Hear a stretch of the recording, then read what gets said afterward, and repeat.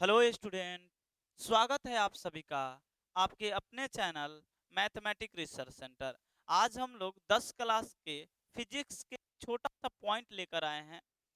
अवतल दर्पण सिद्ध करना है। अवतल दर्पण में ए बराबर आर बाई टू, यानी यहाँ पर ये पॉइंट लिख दे रहे हैं। सिद्ध करे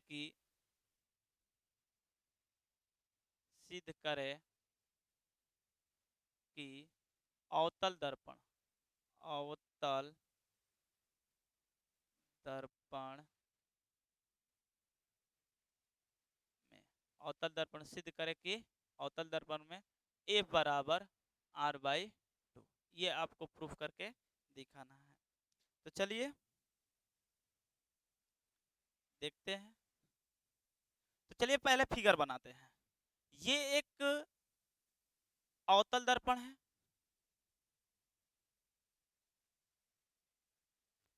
इसके बाद देखिए, ये हम लोग का मुख्य अक्ष है, प्रिंसिपल एक्सिस है।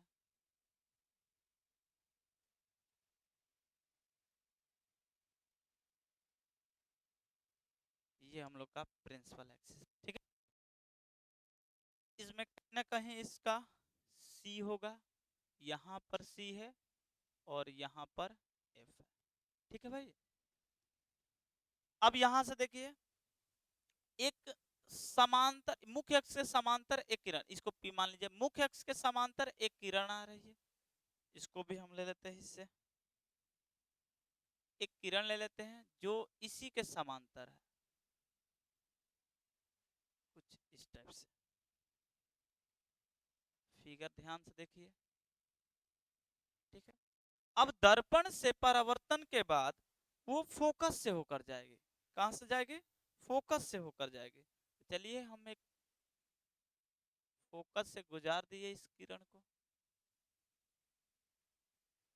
एप से होकर जाएगी। ये फिगर को ध्यान से देखिए, एप से गई, यहां से चली थी प्रकाश की किरण और यहां से परिवर्तन हो गई, ठीक है।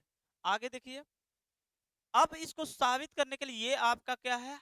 ये आपका आपतन बिंदु है, इसे हम ले रहे हैं ए। ये आपतन बिंदु है, इसे हम ले रहे हैं ए। ये पी है और इस दर्पण का नाम लिख देते हैं एम एन। इस दर्पण का नाम है एम एन। अब हम सी से उस बिंदु पर लंब खींच रहे हैं, यानी यहां से सी से जाएगा, यहां से यहां तक एक लंब खींच दिए, ठीक है। ये रहा लंब, यानी अब ये है आपका,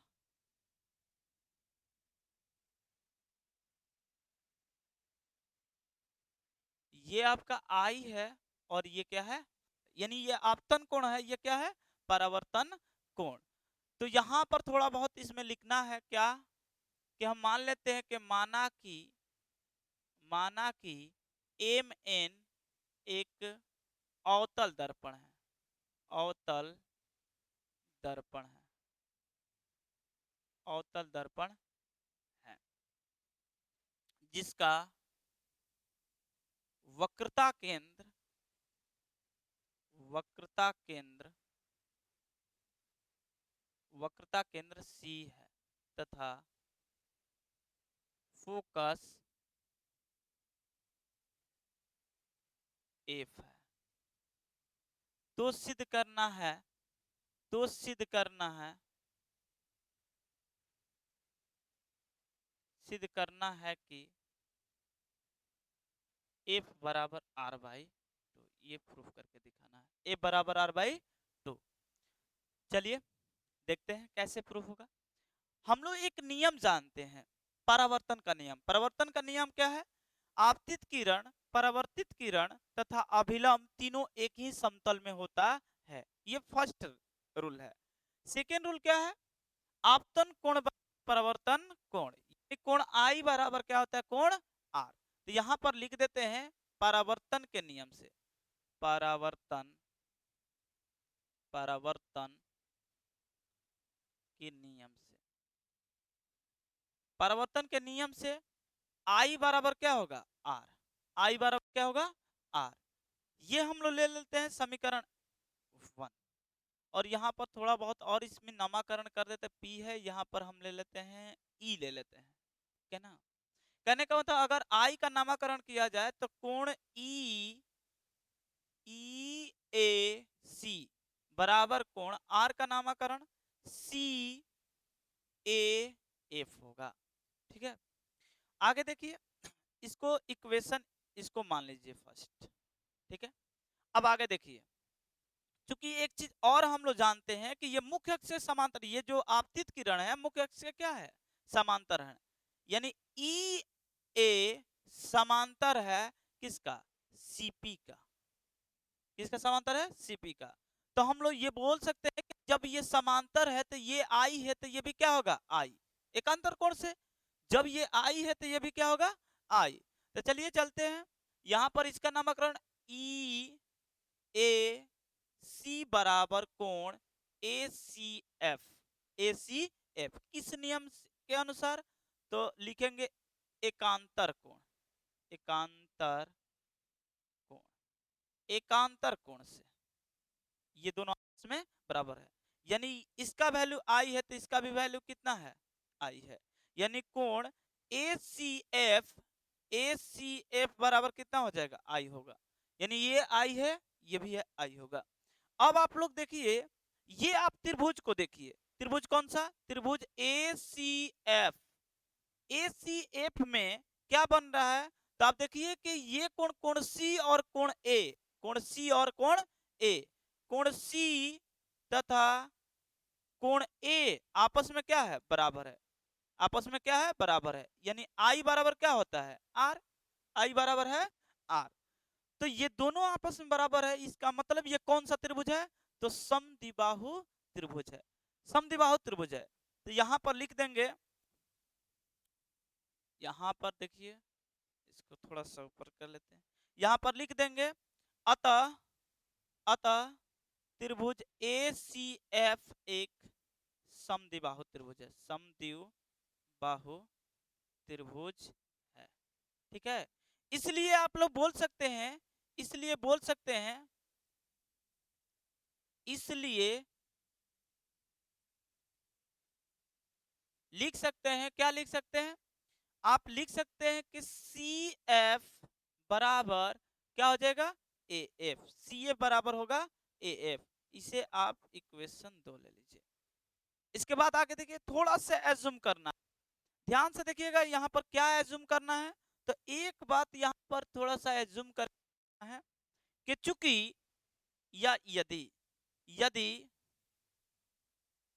यदि ए बिंदु, ध्यान से देखिए, अगर ए बिंदु यहां ना होकर दम पी के काफी नजदीक होता, यानी बिंदु ए पी के बहुत बहुत बहुत समीप समीप हो, तो जब ये समीप हो जाएगा तो ध्यान से देखिए, जब ये ए बिंदु समीप होगा तो ये बिंदु ए खिसकते खिसकते कहां जाएगा, पी पर।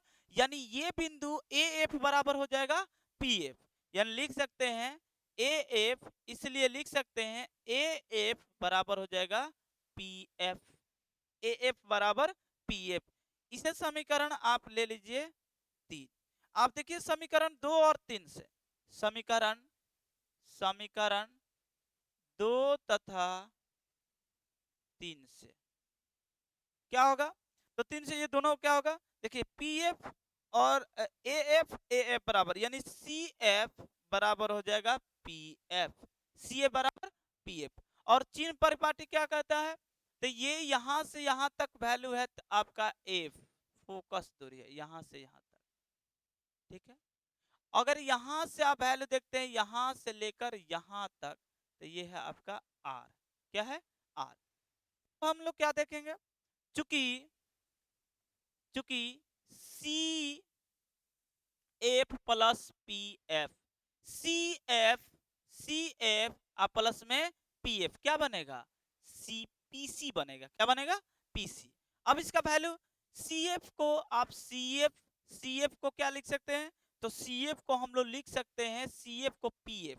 CF को क्या लिख सकते हैं, PF, प्लस में बैठा है PF, और ये क्या हो जाएगा PC।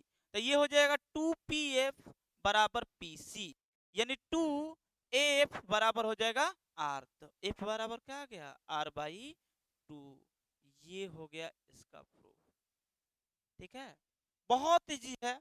आप लोग एक बार और इस वीडियो को ध्यान से देखिए, बहुत ही सिंपल है। आपको थोड़ा सा यहाँ पर डाउट होगा, तो यहाँ पर थोड़ा सा इसमें मान कर चला जाता है कि ये बिंदु, मान लीजिए कि ये यहाँ से आपतित किरण होकर P के काफी नजदीक होता, तो ये दोनों साइड क्या होता है, ये और AF और PF क्या हो जाता, बराबर हो जाता। बात समझ में आ रहा है? तो बहुत ही सिंपल है। चलिए ऐसा ही हम वीडियो साइंस का इस चैनल के माध्यम से डालने वाले हैं।